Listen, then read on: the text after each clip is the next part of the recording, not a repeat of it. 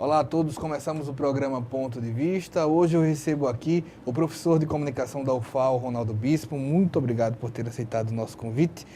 Tem uma pesquisa sobre essa área que nós estamos, nosso espectador, nosso telespectador, recebe essas mensagens, mas há quem estude, que tem sido estudado pela UFAL nesse sentido.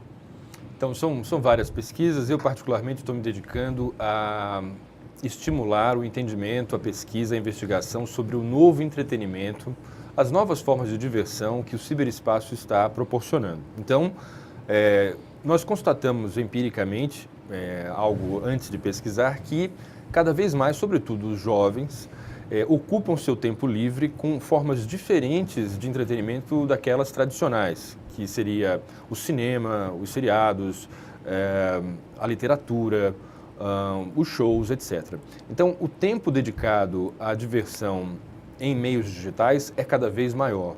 Então, surgiu o interesse, por pesquisar quais são essas formas de entretenimento que estão surgindo e que redes sociais estão proporcionando, que plataformas estão proporcionando, estão chamando mais atenção, estão sendo mais utilizadas. Então, nesse sentido, eu propus, desde a metade do ano passado, uma pesquisa que é Fruição e Prazer Estético no Mundo Digital, o novo entretenimento no ciberespaço. Abrimos, então, 4 frentes, trabalhando o YouTube, o Pinterest, o Tumblr e também o Snapchat. Então, são essas 4 redes sociais, que também chamamos de redes socioestéticas. E estamos descobrindo formatos estéticos específicos. E aí podemos falar dos GIFs animados, dos memes. Dentro do YouTube, vários gêneros já estão se confirmando, com investimentos próprios. Então, é nessa seara que a gente está investindo. Para o próximo ciclo da iniciação científica, vamos estudar Instagram, Twitter e outras redes para ver como elas podem servir, não apenas como comunicação, mas como fonte de entretenimento para as pessoas de um modo geral. A gente tem sempre na cabeça, eu acho que tradicionalmente, a linguagem tradicional, o livro. No caso de uma parte mais, a questão mais imagética, você tem a questão dos quadros, da fotografia. As novas linguagens, esses novos suportes, de uma certa maneira, eles permitem vários caminhos de criação. Como isso daí pode ser estudado pela questão do receptor, da recepção dessa mensagem? Perfeito. Então, a ideia é que com esses dispositivos digitais disponíveis nas mãos das pessoas, da forma mais generalizada, ou seja, o smartphone hoje ele é um suporte multimídia. Então, do ponto de vista do receptor, que a gente tende agora a chamar de interator ou interagente, considerando que receptor seria uma forma passiva de atuação no campo da comunicação, esse interagente ele pode a qualquer momento interferir num processo comunicacional. Ele pode fazer um print de uma tela e fazer uma interferência, ele pode fazer uma foto de um cartaz e fazer uma repostagem. Então ele pode produzir o que os teóricos chamam de remediação, mediar o que já está mediado por outra mídia. Então, estamos diante de um antigo receptor, agora interagente, muito criativo, ativo no processo da comunicação e que não se satisfaz apenas em consumir o que está à sua disposição. Ele interfere no processo. E aí ele cria os memes, ele pega uma foto e desloca de sentido e coloca um texto que ironiza, tira algum tipo de onda com aquela situação, ou então ele cria um GIF, repete uma situação várias vezes. Ou seja, de fato, está na mão do usuário das tecnologias contemporâneas a possibilidade de ser criativo e interferir nos processos. Mas, professor, você falou desse processo do receptor. Esse receptor, ele sempre foi um interator, um interagente? Ou isso foi um processo evolutivo? Não, agora a situação mudou. Se a gente pensa... Exemplo, se eu pensar nesse receptor ainda, numa década de 20, chegando televisão, cinema, a rádio muito presente, esse receptor, ele já era um interator em potencial ou ele passou a ser um interator? Nós tendemos, quando investigamos e lemos os colegas, a evitar a ideia de que o universo da comunicação digital inaugurou do zero algum tipo de procedimento ou ação. Assim, a gente pode dizer que potencialmente já havia algum poder nas mãos do interator ou receptor no passado. Quando ele fazia uma ligação para a emissora, quando ele mandava uma carta, quando eventualmente surgiu um abaixo-assinado. Mas as possibilidades de retorno e de interferência eram muito menores.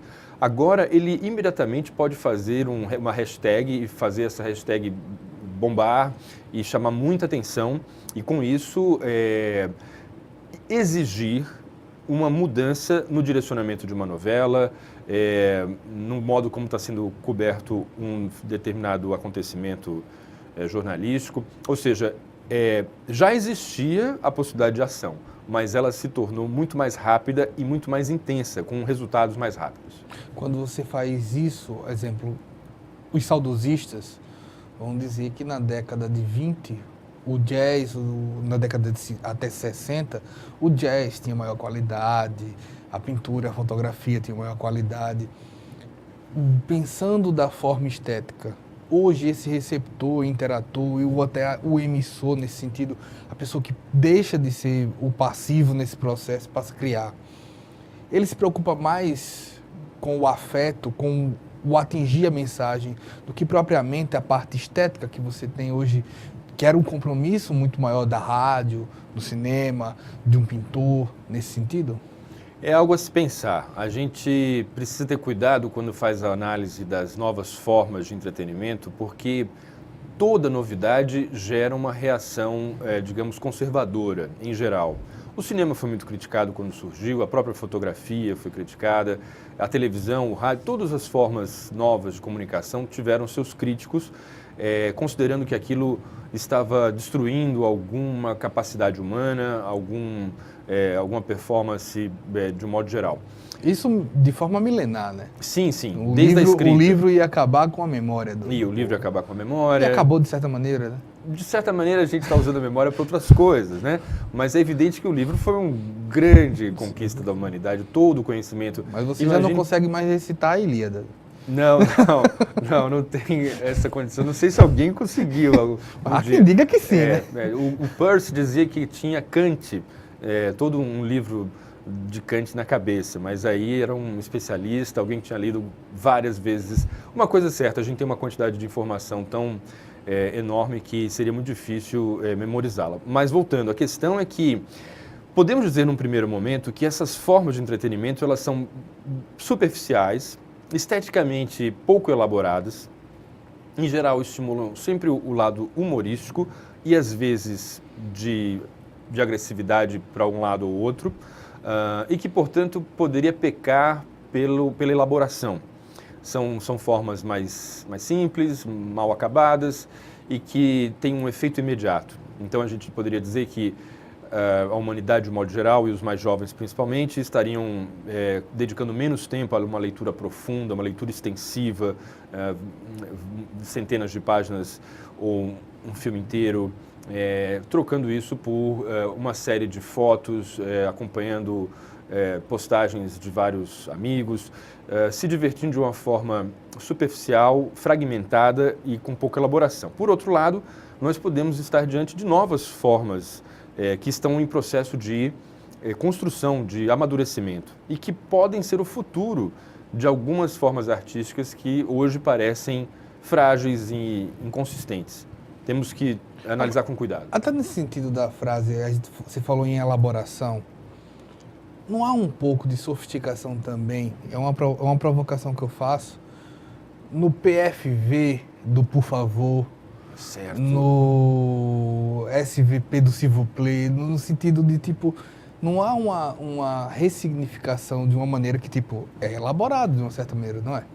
É uma forma de reelaboração, sim. Aliás, é bom você falar nisso porque existe uma coisa que também está sendo estudada que é o tiopês. Existe um nome para essa forma de expressão inaugurada pelas comunicações digitais, que é essa tendência a abreviar as palavras, né? Usar apenas algumas letras para dizer o que você quer, às vezes escrever errado, propositalmente, né? Mudando letras, né? E com objetivos humorísticos e às vezes de rapidez e praticidade. É uma forma de elaboração. A norma vai dizer que é um erro, vai dizer que estamos desaprendendo a escrever, né? E isso pode, numa redação, pode prejudicar, por exemplo, um aluno. As taquígrafas vão discordar, né? Elas já usam isso, né? Elas têm toda uma técnica que só elas entendem, imagina. Mas quem participa de um WhatsApp, de um Facebook, de uma rede instantânea de mensagem, também vai entender, né? Entende. Não, na verdade, eu digo eles porque, de certa forma, a minha geração perde muita coisa numa dessa. Eu estou seguindo, por conta da pesquisa, eu estou seguindo algumas páginas de memes e alguns memes são incompreensíveis. Eu não sei a que eles se referem e eu não sei como aquilo pode ser engraçado. Mas não é incompreensível para uma geração? Eu acho, não, sem dúvida, porque já existe uma referência, já existe uma tradição, já existe assim, especialistas em certos memes, em certas formas do tiopês, que é essa língua utilizada na internet e que começou nas mensagens instantâneas do antigo ICQ, do MSN, que agora está no WhatsApp e no Messenger, e que a gente perde quando não acompanha a forma como eles estão reelaborando essas comunicações em grupos mais jovens, de um modo geral. Mas, claro, com um mínimo de tempo nesses ambientes, se você se acostuma, entende e começa a interagir. O Google ajuda isso também, né? Também, deve tirar várias dúvidas nesse sentido. O que se quis dizer com isso? Mas é muito interessante essa mudança geracional, porque realmente parece que os mais jovens estão efetivamente se comunicando com outras linguagens, além do português, além da comunicação visual tradicional.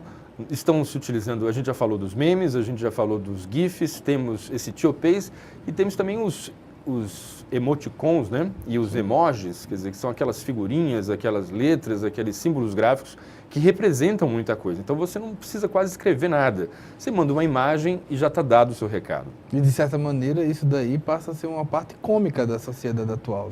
Sim, é por isso que eu chamo a atenção para essa dimensão do entretenimento, né? Porque é muito comum você ver a pessoa sorrindo enquanto interage com o seu aparelho telefônico. Então, ele tá sempre alguém está mandando uma piada, alguém está fazendo alguma brincadeira e acaba sendo, por isso, mais ainda, muito envolvente.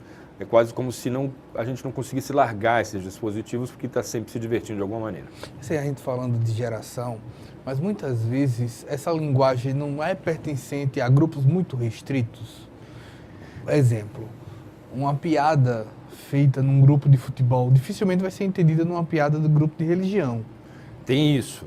Então a gente pode falar em nichos, a gente pode falar em piadas internas, né? Nós podemos falar, sim, algumas expressões, algumas gírias, alguns memes só funcionam em contextos específicos.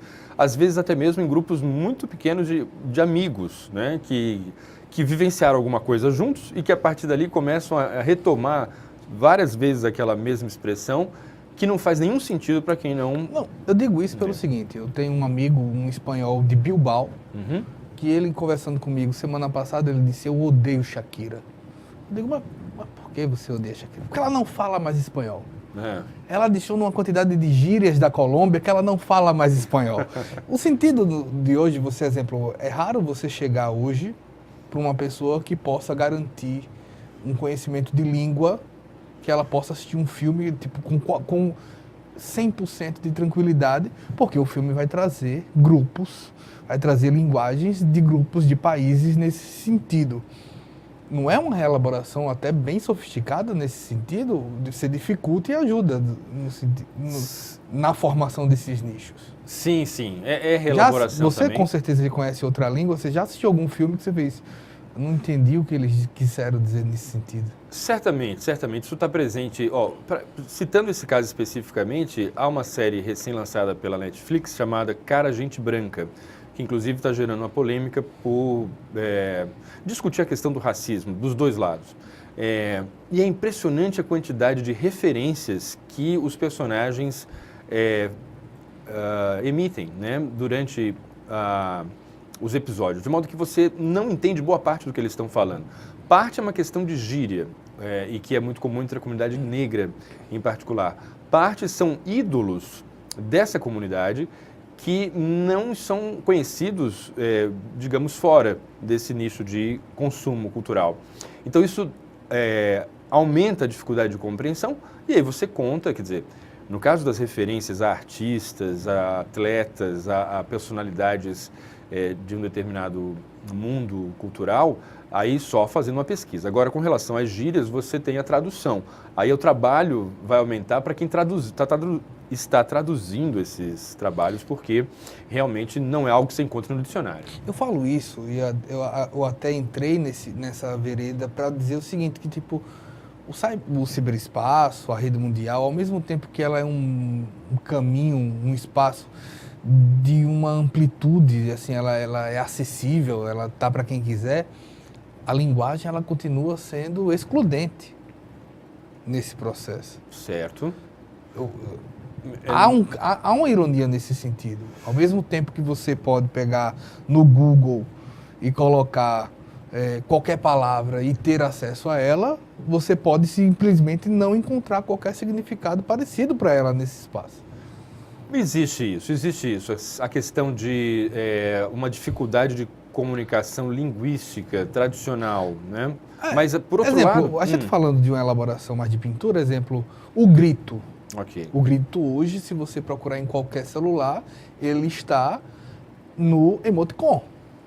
Sim, de várias maneiras. Existem vários memes também, né? Uma série de reelaborações. Pegam personagens e figuras públicas e colocam na forma do grito, derretem o rosto, colocam aquela expressão de pavor, desespero, e aquilo circula. Mas essa é uma comunicação universal. Praticamente todo mundo, quer dizer, muita gente conhece o grito. Mas quem não conhece o grito vai se perder completamente. Perde completamente aquela referência. Eu ia citar a possibilidade de uma comunicação apenas por imagem, de emojis ou emoticons. É possível imaginar pessoas que falam línguas diferentes se comunicarem apenas por esses símbolos gráficos. Nesse sentido, seria o inverso. Você teria uma possibilidade de comunicação mesmo com pessoas que não falam a mesma língua, né? Então, seria uma forma de pensar o processo por outro lado, né? Uma convergência e uma possibilidade de comunicação por símbolos universais. Algo que não foi conquistado pelo Esperanto, uma língua que seria falada por todos, que nunca decolou, e que, em parte, o inglês faz isso, né? É a língua mais falada no mundo, mas podemos falar por imagens e seria uma linguagem universal. Mas sim, existe essa dificuldade de se criar códigos, sem falar nos códigos de comunidades específicas, muito especializadas dentro da internet, no mundo tecnológico. Tem certas discussões que a gente não entende quase nada do que está sendo discutido, porque existem nomes técnicos para praticamente tudo. Então, se a gente não for daquela área, perdemos toda a informação. A gente vai para um primeiro intervalo. Eu estou aqui com o professor Ronaldo Bispo, ele é professor de comunicação da UFAL. Nós voltamos já com o programa Ponto de Vista.